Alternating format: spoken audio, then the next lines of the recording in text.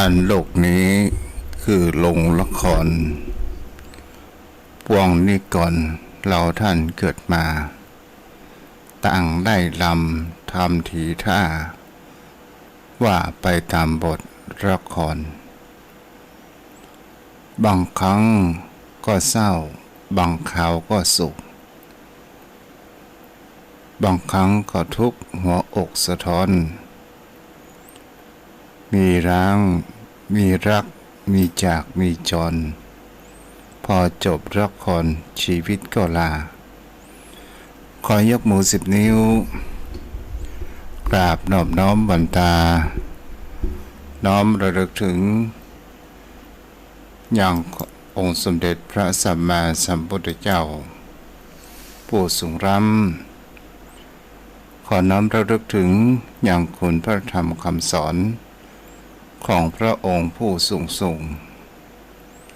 ขอน้อมระลึกถึงอย่างพระสงฆ์สาวกของพระองค์ผู้ประเสริฐอันรวมก่อให้เกิดเป็นพระรัตนตรัยตีหมู่เห่าทั้งหลายได้กราบสักการะบูชามาจนทุกวันนี้โดยเสียงก้าวของข้าพเจ้า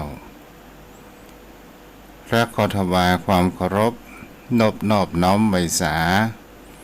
มายังครูบาอาจารย์พระเถรานุเถระพระภิกษุสงฆ์สามเณรพระสังฆาธิการสงฆ์สมณศักดิ์บัณฑิตนักปราชญ์ท่านผู้มีความรู้ทุกท่านทุกรูปมาณโอกาสนี้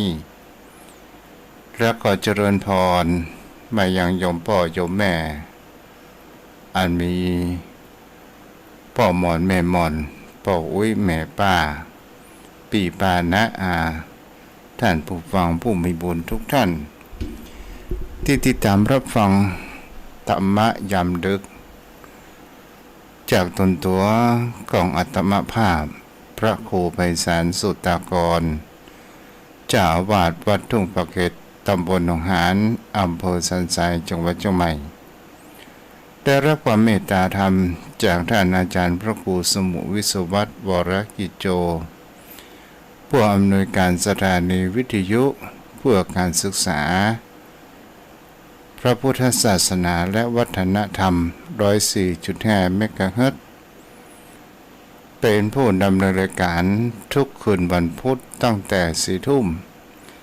ถึง5 ทุ่มต่อจากครูบาอาจารย์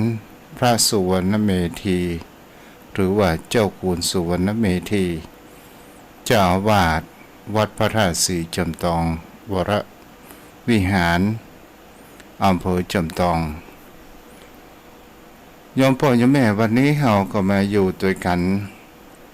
ก่อนที่จะรับจะนอนก่อนที่จะรับจะนอนนั้นเราได้มาฟังธรรมะได้ฟังข้อคิดและเป็นสิ่งที่คนเรานั้นเมื่อฟังแล้วอย่าฟังเชื่อแต่เราไตร่ตรองทุกสิ่งทุกอย่างพิจารณาและกระทำและกศึกษาและเราก็เชื่อในสิ่งเหล่านั้นจะทำให้เรานั้นมีความเชื่ออย่างมีเหตุมีผล